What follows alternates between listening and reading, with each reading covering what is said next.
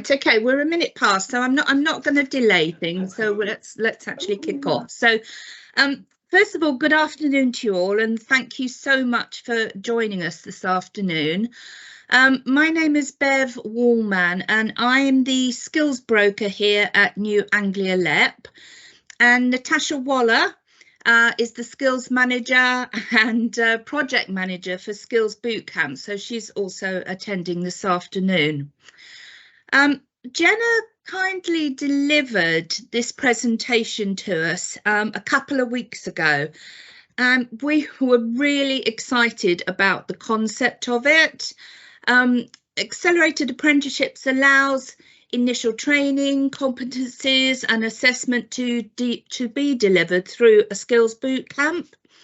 So by the time that the actual learner is ready to start their apprenticeship, they've already got greater skills, knowledge and confidence from the outset to actually sort of join the workplace. And for the employer, it's a little bit like try before you buy. Basically, there's so many advantages for them in the sense of the length of the apprenticeship is going to be reduced. The apprentice themselves is going to be more productive sooner. And the overall cost of the apprenticeship will also be reduced as well. So basically, we see this as a real win-win situation. So we wanted to share it with you today because New Anglia LEP are bidding for Wave 4 for Skills Bootcamps, which if successful will start in April next year. And we've actually put some provision into our bid to incorporate accelerated pathways. And so we thought today is an opportunity to show this to you and possibly open up dialogue between providers and businesses within the region. So Jenna's presentation is going to be 30 minutes, and we've also left 15 minutes in place for questions. We are recording the session as well, so if people want copies of this, last time we did this sort of thing, it actually was quite big and we had to put it on YouTube. I don't know if that will have to be the case this time around, but we'll have to see. But if we can't answer all the questions in the 45 minutes, then please do put your questions in the chat and we will ensure to take that up later on for you, okay? So I'm going to pass over now to Jenna Wilkes, who is the policy lead for Pathways to Accelerated Apprenticeships from the Department of Education. Welcome, Jenna. Thanks, Bev. Thank you very much. I'm just going to share my screen, but nice introduction from me. But it's great to see so many of you and also to see how popular this has become. It's always great with a new model to see visibility getting just and raising awareness and people being really interested in this new model. So as Bev said, this is a new model. It's called Pathway to Accelerated Apprenticeships. And I'm just going to lead us through today. Okay, what is the policy intent? I'm going to my next slide, actually. I'm going to lead us through what is the policy intent and the overview of this policy model that we've set out.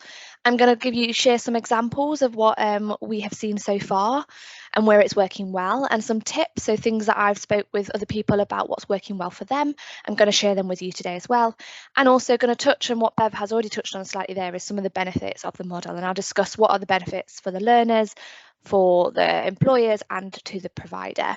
And then, like Bev said, I'll open the floor up to questions at the end.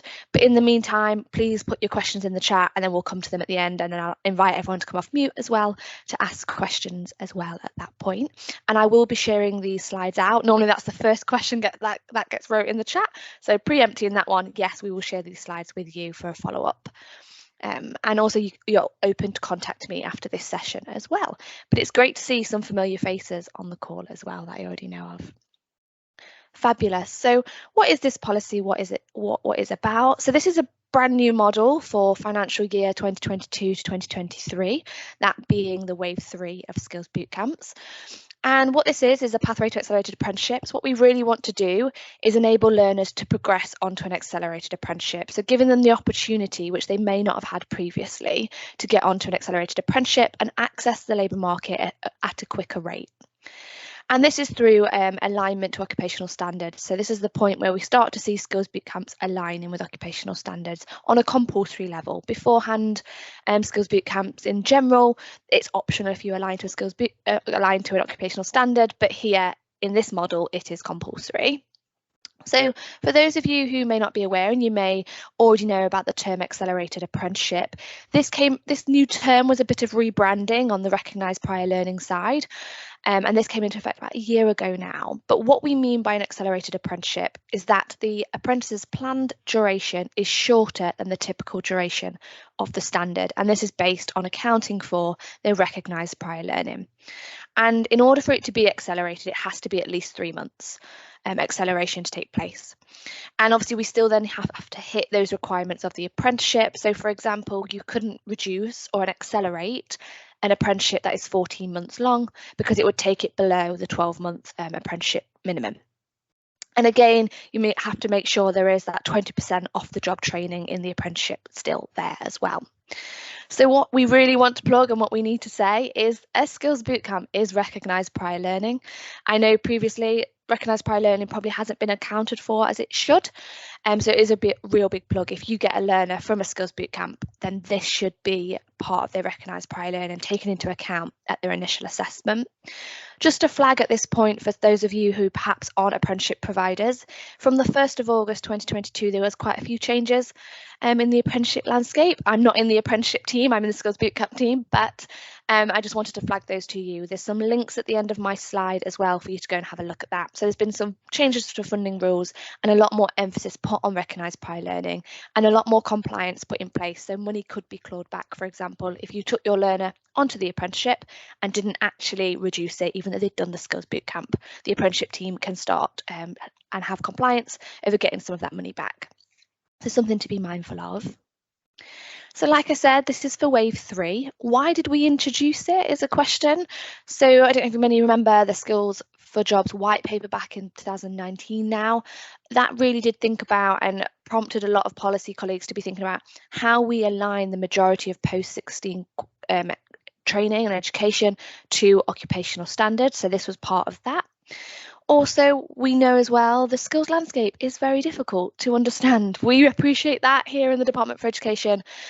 So in any way, shape or form where we can join up these skills offers for yourselves, that is always beneficial. And this is one way of doing that. It was trying to see where does Skills Bootcamps fit in this wider technical education landscape. And also we did actually see through wave 1 and wave 2, and for those of you that have been involved in Skills Bootcamps, you may have seen this as well, but we did see naturally and organically learners go on to an apprenticeship after a Skills Bootcamp. But unfortunately, in the majority of those cases, that apprenticeship in wave 1 and wave 2 wasn't being reduced. So the learner was essentially repeating learning. They were doing the Skills Bootcamp and going on to a full-length apprenticeship. So something we need to start mitigating against and making sure that overall learner pathway is beneficial to that learner and shortened as a result of what they do in other skills offers. We did actually see in wave 2 a provider that actively positioned themselves as a pathway already to an apprenticeship. So what I mean by that is they set up the bootcamp and said to all of their learners, you will all go on to an apprenticeship at the end of this, rather than going on a job that wasn't apprenticeship. They set it up in that way. And actually that one provider has been extremely successful with 100% positive outcomes and saw reduction in the apprenticeship too. So they had accelerated, which was great. So when we get to go out and visit and see all these things, it was in our head, okay, how do we strengthen this narrative and kind of show this benefit to more and more employers and providers out there? And hence why we kind of really pushed this narrative and separated this model out slightly to the rest of Skills Bootcamps. So just to be mindful, this model hasn't just been developed by myself in Skills Bootcamps, but we formed a working group. So we worked extremely closely with apprenticeship colleagues here in the DFE and also with the Institute for Apprenticeships and Technical Education, so IFE, which many of you will be aware of. They had heavy involvement in the development of this model. So what we really want to do out of this model, and some things I've already touched on, is we want to ensure learning is not repeated and that the content, duration and price of the apprenticeship is always adjusted proportionately. We want to ensure that your learners from a Skills Bootcamp have an effective initial assessment when they go on to their apprenticeship, so we have a smoother transition for that learner and they feel a bit more empowered in their skills scan because they'll know what competency they've had from the Skills Bootcamp going on to their apprenticeship. We want to provide a high quality pool of candidates, of apprentices for you employers out there, and these learners will have a closer starting point to occupational competence than those who haven't been on a Skills Bootcamp. And that means for you, they can hit the ground running from day one in the workplace, they can do a task quite quickly, and that onboarding time may be reduced as well. And of course, we want to prompt additional apprenticeship starts above and beyond what we currently have. So with this model, what are the requirements? What do we request as part of the tender and the bid process here in the DfE? So it is compulsory, like I said, that this model has to align to occupational standards, and we ask for that to be demonstrated. When with a Skills Bootcamp, as many of you will know, the big selling point of Skills Bootcamp is a guaranteed interview at the end of it. That guaranteed interview for this model must be an apprenticeship interview. The Skills Bootcamp, like many other Skills Bootcamps, should be level 3 to 5, with the exception of green skills and construction being at level 2, and that still applies to this model. What we do say is where you're going on to an apprenticeship, that apprenticeship that the learner goes on to should be level 3 and above. We really are trying to hit those medium to higher skills.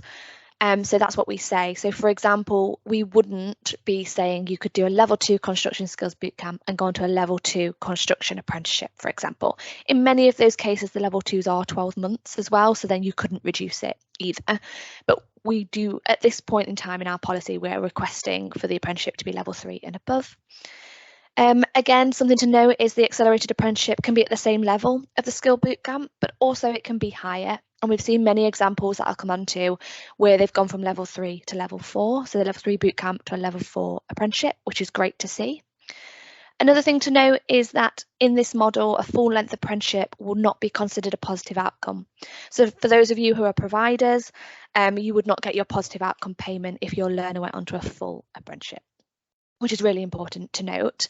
However, we do not penalise providers if, for example, your learner gets to the end of the Skills Bootcamp and decides, actually, I've been upskilled enough and I have enough skill that actually I can attain a job that is not an apprenticeship in this field, so maybe a junior software developer at a higher salary than the apprenticeship, and I want to make that transition instead of going on to the apprenticeship.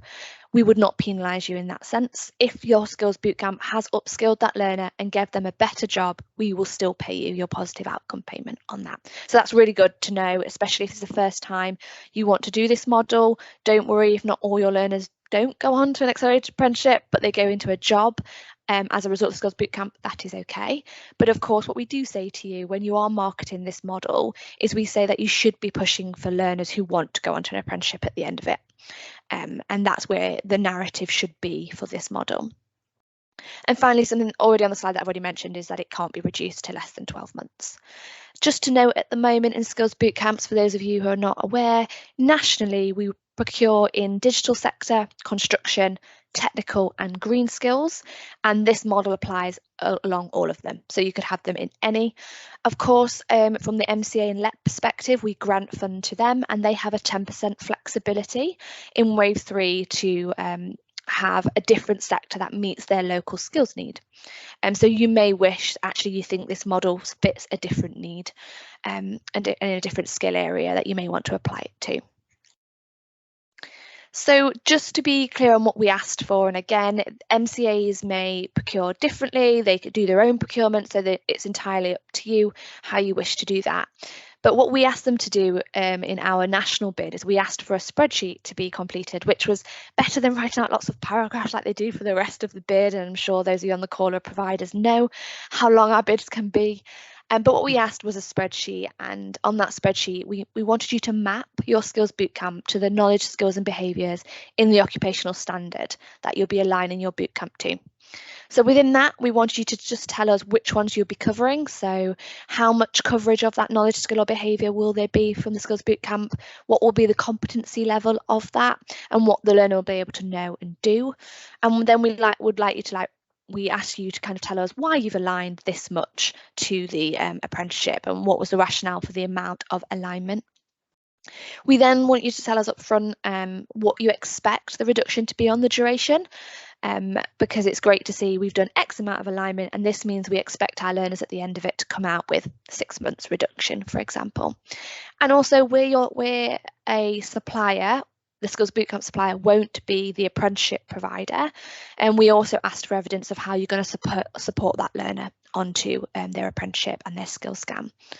So they were the kind of things that we were looking for. And what was really great about this mapping spreadsheet is, as an evaluator, very quickly I could see if providers were wanting to map their Skills Bootcamp to every knowledge, skill and behaviour in that occupational standard, which isn't great when a Skills Bootcamp is up to 16 weeks.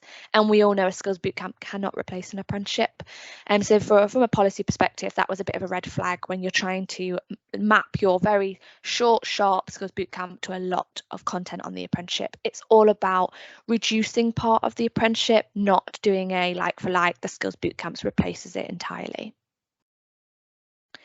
And this is just an example of what that spreadsheet looked like. It was quite easy, minimum words, quite quick. That's what I hope anyway. And we hope that it helps providers help plan their delivery as well, so that it helps them map it out themselves. So it's a useful tool. So what have we seen going at the minute in wave 3 and wave 2?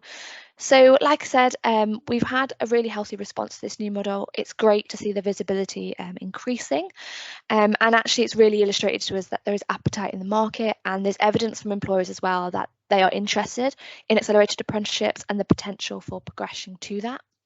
So on the screen, there's some occupational standards that we've seen in the national procurement. And level 4 software developer and level 4 data analyst are our top occupational standards. They're the most popular we've seen of a lot of alignment too, which I presume you won't be surprised to hear. And actually most of this was within the digital sector. So 91% of the bids we received were in the digital sector. And the other 9% that were successful were in the technical sector. But this is just on a national scale. Just wanted to kind of show you what we was getting through the door and where it seems to be working for people. And then, like I said earlier, you have your 10% flexibility in your grant areas to fund in a different skill area. And we've seen creative industries come through in delivery on that one. And also we had talks in proposals about health and social care and hospitality. I know with the health and social care one, that one didn't go through to delivery because they wanted to upskill HCAs into nursing apprenticeships, but then the issue was that they could not replace those HCAs, so the healthcare assistants. So interesting place to explore, but people can see some issues, but it's just interesting to explore what other skills areas this could fit and this model you think may work for you. So some examples, like I said, on reduction, it has to be at least 3 months reduction take place, but that is not what we commonly see in the bids that we've got through and the delivery at the moment. We're actually seeing more common is like 4 to 9 months reduction, which is great. In some cases, we're even seeing where with the Skills Bootcamp and the apprenticeship combined, that whole pathway is shorter than the apprenticeship pathway typically was, which is fantastic. And that's where you see more of these successful bootcamps coming into play. One of the examples here is a 12-week Skills Bootcamp in Wave 2 led to a level 4 software developer apprenticeship, and that apprenticeship was reduced by 9 months. That's because the Skills Bootcamp is quite short and sharp and intensive, so it had a few higher guided learning hours, for example, but it was still flexibly delivered part-time to meet those learners' flexibilities, their caring responsibilities, etc. And actually, just to note, the level 4 software developer occupational standard is 24 months long, typically. So that's reduced it down to 15 months. And if we include that 12-week Skills Bootcamp in there, the learner actually completes their overall pathway in 18 months rather than the 24-month apprenticeship. So you can really see the benefit there to the learner. We can also see the benefit to the economy in the sense we're getting higher skilled employees into the job market and actually having economic benefits to ourselves. They're getting there a lot quicker. What else we have seen? So for example, we've seen, like I said earlier, level 3 Skills Bootcamps onto level 4. In some cases in the digital space where there's been level 3 to level 4 apprenticeships, we've seen like 6 months reduction. But we then have seen other Skills Bootcamps at the moment doing a 9-month reduction where it's a level 4 Skills Bootcamp to a level 4 apprenticeship. So you can see the like for like and the differences there.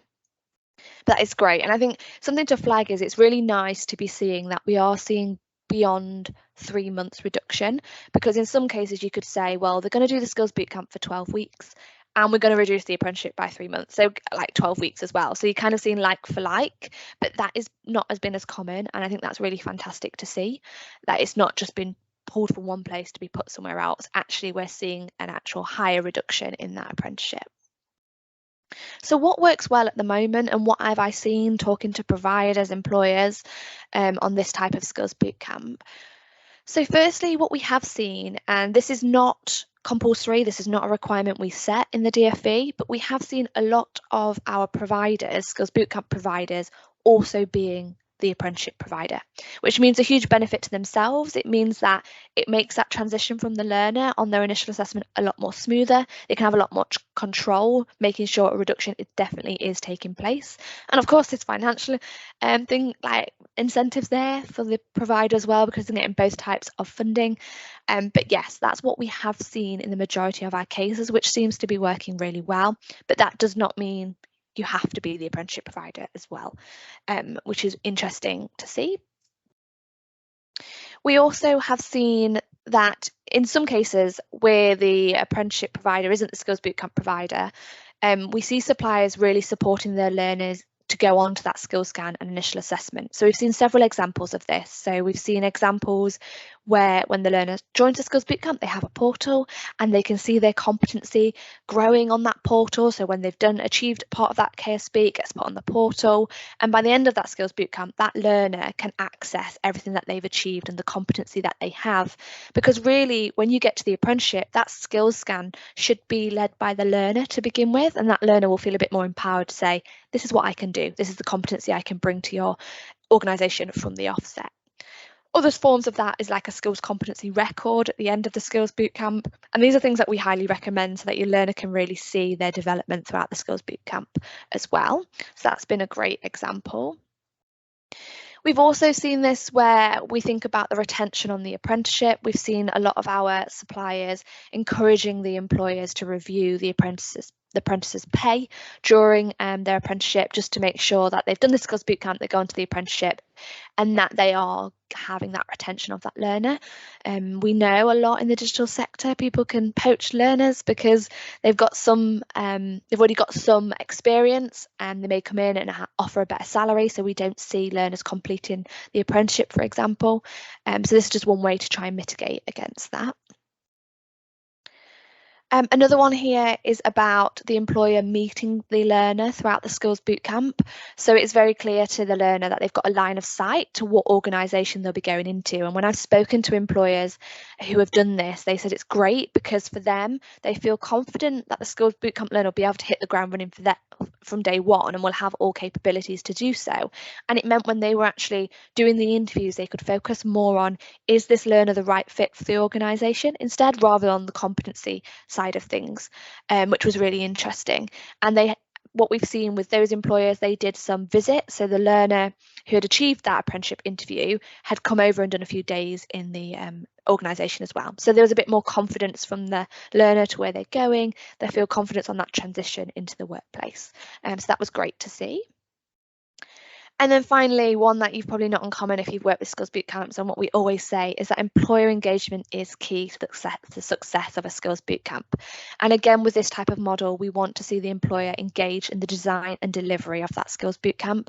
That means you as an employer will know what you're getting from that learner when they come onto your apprenticeship. You'll know already what they have achieved. In some cases, you can see how the Skills Bootcamp can be added as a bit of an add-on to an apprenticeship. So, for example, if it's in the technical space or the construction space, that apprenticeship standard may not have kind of focused on green skills and evolved with some of the needs there in that digitalisation and the modernisation aspects of things. But actually, your Skills Bootcamp could take that focus, and then you're getting a bit of an all-rounder learner at the end of the Skills Bootcamp and the apprenticeship. So it's one way employers can get involved in the design. So just as I've touched on slightly throughout, but what are the benefits then to each one? And I know I've kind of picked up on some of these, but for the learner, again, I can say again that they're accessing an apprenticeship that's accelerated that they couldn't have done otherwise. They may not have had other recognised prior learning to allow them to do that. And also they may be going on to that level 4 accelerated apprenticeship, which they couldn't have got that level of an apprenticeship prior to doing the Skills Bootcamp. Again, it's all about that learner not repeating previous learner experience. And like I said, it's about allowing them access to better jobs in the labour market quicker, so that overall learner pathway can be reduced. We also see the positivity in the learner, especially with the Skills Bootcamp model, in the sense that they have a clear line of sight to a job and an occupation, and really that early understanding of what is right for them. We hope that it might mitigate against some apprenticeships like non-completions, because actually the Skills Bootcamp, as Bev said, was a bit of a try before you buy. They can see, okay, is this the occupational area I really want to go into? And at the end of that, they may decide not to go on to that apprenticeship. But if they do, it hopefully gives them a lot more confident that they're happy in that area of space and they won't drop out a few weeks into your apprenticeship, which would be great to see.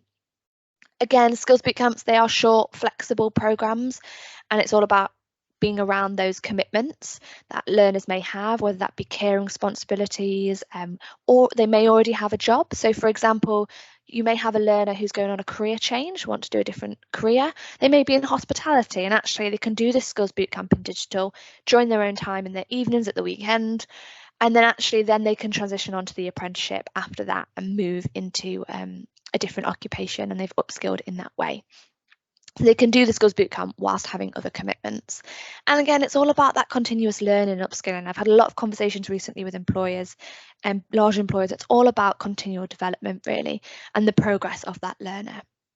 So for a supplier, well, we have that again, if your Skills Bootcamp, you're the supplier for the Skills Bootcamp and the apprenticeship supplier, you can easily track your learners. We know with some Skills Bootcamps, when the learners go off into other jobs, you might not be able to track where they are and what they've achieved. And actually, this is one way it does reduce that risk, that you're not going to track them. So hopefully you will get your positive outcomes because you'll know exactly where they are and what they've done. What we're working on here in the DFE is a bit of a data validation project. So we have a lot of data in the DFE. You'd think we was all joined up in a lovely way, but everyone collects data in different areas. We are aware of that. And what I'm trying to do at the minute is be able to internally track. So at the moment with Wave 3, we have the ILR now in place, so the Individualised Learner Record, and it means that we can collect their data and actually track them to the apprenticeship service. From the 1st of August, what happens now on the apprenticeship service, when an apprenticeship provider submits the learner on there, they also tell us if the apprenticeship was accelerated and by how long. So it means we can already track that for you. No more evidence to us, hopefully, where you have to submit more evidence. We will get the evidence automatically. That is our hope, and we're working through that right now. So there's a bit more join up, so for you as a supplier. And again, it's de-risking. We know where that learner has gone and that they have actually achieved an apprenticeship at the end of it. And again, for the supplier, it's kind of just that join up, isn't it? Showing what is out there and what is to offer in that wider skills technical landscape and how things fit together on that. Also, I guess it's, again, like I said, it's that confidence in occupation as well for the supplier, that this learner definitely is going on to this apprenticeship and will hopefully stick around for the completion of that apprenticeship too. So on the employer side of things, again, like I say, Skills Bootcamps, they are there to meet employer needs. You can really craft this with your provider to make sure it is hitting everything you would like from your learner to start as an apprentice. And that's in the design, delivery, post-delivery. Employers may even wish to do some of the delivery themselves as part of that Skills Bootcamp as well. Like I said earlier, they can hit the ground running from day one. And we've seen a lot of benefits of this to SMEs in particular. So it's all about, for example, if you're an SME, if you haven't got the time to be onboarding apprentices, the resources, you know, those people who are very fresh as an apprentice and they need a lot more time and commitment from yourselves, this can de-risk that in the sense of it kind of frees up your time, because you know as soon as that learner comes in, they may already know how to maintain code, for example, and can already do some of those tasks from the very first day and can hit that ground running. So that's great to see. I've spoken with SMEs who have hired from this model as well, and they were really great in the sense of these SMEs had never considered taking on an apprentice before. They're really small organisations, and it really de-risked that recruitment process for them. So they had confidence in that learner that was coming through to them. And like I said earlier, they were just then looking for the right fit because they knew that learner could come with a lot of competency already. What was really interesting when I spoke to this group of SMEs as well is actually they changed their language, and they said that they don't feel when they get a Skills Bootcamp learner come through onto the apprenticeship that they have an apprentice, and they've moved away from using the term apprentice, but instead they felt that they was getting a junior software developer in the making who already had that competency. So that was great to see that reduction and that change in language there. And again, it's not just with SMEs benefits. We've seen this with very large employers who are very interested in the model too, have learners currently going through onto an apprenticeship with them as well, and they see the benefits as well. So it's not just an SME focus, but we're seeing benefits to the wider organisations as well, which is fantastic to see. So that kind of just wraps me up nicely in just under half an hour. And it'd be great just for me to pop through the chat, because I've not been keeping an eye on it, and open the floor now to any hands up if anyone wants to come in with any questions you have. It's been quite a brief run through, but if there's anything you think I've not covered, please do fire away with some questions. Thank you, Jenna. Has anyone got any questions for Jenna? Hi, yes, I do. Thank you very much. It's really interesting innovation, and I'd like to find out more. I noticed a lot of focus has been on the level 4 apprenticeships. Do you see this ever looking to maybe the degree apprenticeships, say level 6 or above, or is that highly unlikely? No, it's interesting you say that. So I've actually seen some examples in delivery where they will be going on to a degree apprenticeship. I don't know if that will be accelerated, and I'm going to have some further talks with that employer and provider, just kind of explore that next week, just to see, okay, what is happening? And actually what's really important to show from this model is it's new in wave 3, it's a test model as well. A lot of this time I'm kind of learning from what delivery is, what's happening on the ground, and actually seeing that that's possible is something I'm going to explore. And actually, because the focus we've put is on acceleration, and it's can degree apprenticeships be accelerated, say if that Skills Bootcamp is at level 4, for example, because we see a lot of our Skills Bootcamps actually in the level 3 and level 4 space. But if it was a level 5 Skills Bootcamp, how would that work? And it's something that I need to think about in delivery, but very open to more conversations. If you feel like it would work too, very open to those types of conversations. I think it's important to say as well, I'm really trying to work closely with my providers on this model because it's new. I want feedback as much as possible and how we can shape this policy going forward. And definitely if any of you have feedback today and think about, are we missing a trick here? Is there something else we're missing that we're not doing? I'm very much open to that as well, to listen. Okay, thank you very much. No worries. Thank you, Andrew. Katie, I think you had a question here.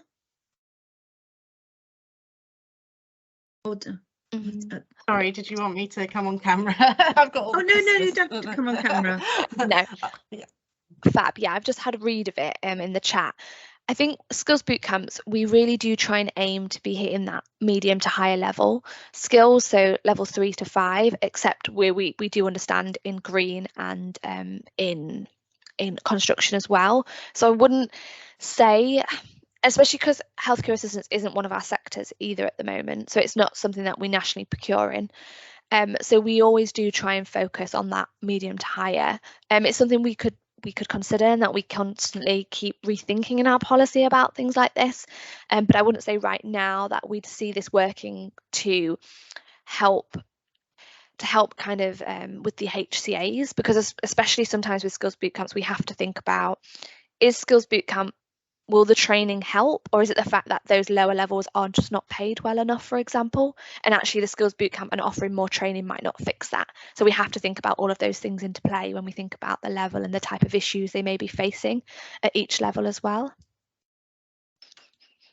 Okay, thanks. Is that okay? Yeah. Yeah, no, that's fine. It's just that sometimes I think there's a lot of things that aim sort of very high a lot of the times, and it does seem that there's a bit of a missing. And it was just interesting seeing the point about the pipeline sort of coming through, and sort of aiming everything at high doesn't necessarily mean that there might be a bit of a gap, but a skill shortage in those sort of other areas. So. Yeah, no, and it's interesting point to take away, and something we do continually think about, and that's why, like for construction and green skills, we opened that up to level 2 because we knew there was a need there, and for that type of provision in place. But no, thank you, Katie. Thank you. Excellent. Daniel, I think you had a question. Got your hand up? Yeah, just firstly, just to say that I love Katie's whiteboard. That's amazing. That's proper engineering going on there. And secondly, I guess we a couple of us here on the call have said that we really like this as a model. Sort of we're all chatting among ourselves in the background here. And how do we get help linking this up so that we either work with our local provider or to create that bootcamp linked in? Because I mean, the big problem we have is that our apprentices aren't doing enough learning before they arrive on site. So the idea of giving them 12, sort of 16 weeks of training ahead of joining, that would be more, I think somebody in our group worked out that it'd be more than the first year and a half of their apprenticeship. So we're getting somebody who's far more workshop ready when they arrived. Yeah. So we really like this. It's just, how do we get that kind of link? Do we need to speak to yourself afterwards, or go through our training providers, or how do we get that next step? Yeah, and just two things on that, and I think I might bring Bev in as well on some of that answer as well. But two things, and I definitely agree from the employer perspective. We have one example at the minute in rail where they do a lot of their skills bootcamp focus on health and safety, because it means as soon as they hit that rail apprenticeship, they can get straight out there and they don't have to spend a lot of time. And that's something that the employers really need and want right now. So you can see how that really does work by them doing the skills bootcamp. And on the second point of that, so there's several approaches to a skills bootcamp. This one obviously is today in correspondence with Beth from New Anglia LEP. So it's probably how you want to work with the provider, because they are grant funded by us at the moment. So they have a pot of money, and going towards wave 4, they're looking at for more extension on that grant. So it's probably one, Bev, for you to come in on that point. But also just to note, we do a national procurement too, which we don't have one live right now. We're looking for nationally procuring early next year again. But you need to join up with a provider, because it's the provider that normally bids. However, we do have some employers that can also act as the provider. So some of those employer providers that are out there that have bid as well. But Bev, I don't know if there's anything you want to say about how we can join up with you and with your providers.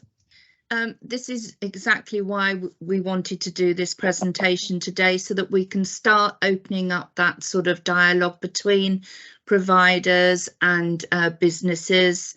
That's exactly why we're here. So I would say initial conversations would be with some of the other providers out there to see if they can meet your needs. And then maybe if we get a better understanding, Daniel, of what you're wanting this to look like, then we can then maybe go out to other people and see if we can find any solutions for you. Perfect. Brilliant. Thank you. No worries. But like I said, if anyone wants any follow-up conversations with myself, I'm happy to put them in as well. Put them in sometime. Did we have an email address for you? I'll pop it in the chat. Thank you. Lovely. Any other questions or anything else, people? I mean, was Claire, are you on the call?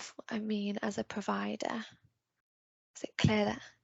Have a quick look. I thought I saw her name earlier. Claire Turley, me. Yeah, hi. hello. Hi, Jenna. Hi. Hi. I've spoken to Claire a few times now, but I just didn't know if you wanted to come in at all and think, because I know you've seen some great benefits of this model. Yeah, 100%. I don't know if you wanted to add a bit more of like what you've seen and some insights from yourself, because I think that's a really nice way to not just see the policy side of things, but actually see the delivery and what's happening. Yeah, for sure. I mean, you know, we've had some great success stories with the likes of Amazon. We're just about, I've mentioned to Jenna that we're starting a campaign for Burberry.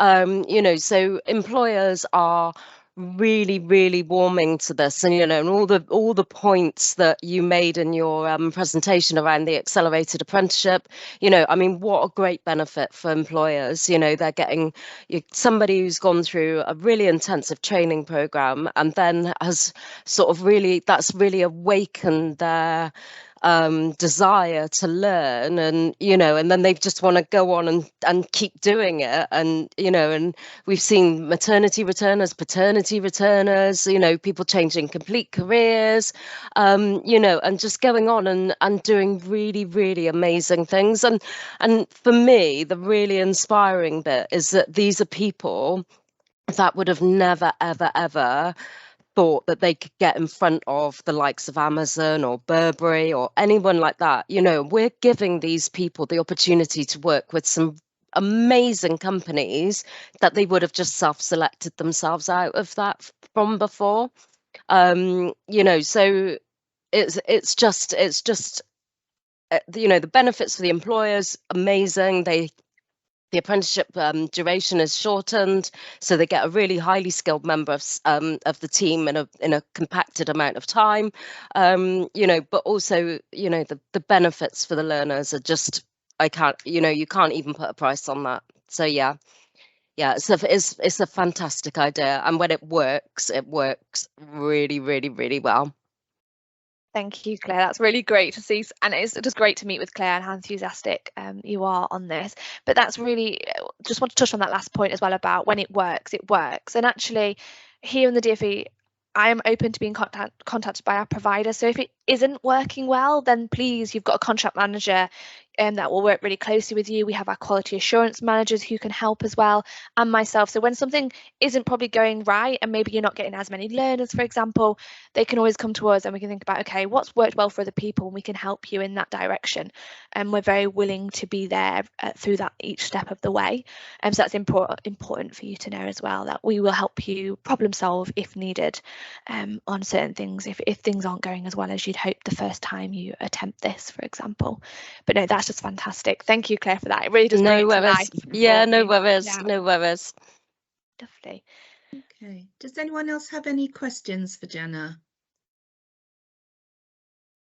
No? Okay, so, well, first of all, thank you very much, everybody, for attending today. As Jenna said, she's got some slides that we're going to be able to share out for everybody. We have been recording this, so we will get a recording to you. And any other questions, do pop them in the chat, or obviously you've all got my contact details, so please do come back to me then and we can see how we can take some of these things forward, because I think it's an exciting concept and I really do think it's going to take off in the near future. Okay, thank you very much, everybody. Thank you for your time, and hopefully I'll talk to some of you soon. Thanks, Jenna. Thank you again. Thank you so much. You're very welcome. Thank you. Bye. Thanks. Bye. Thanks.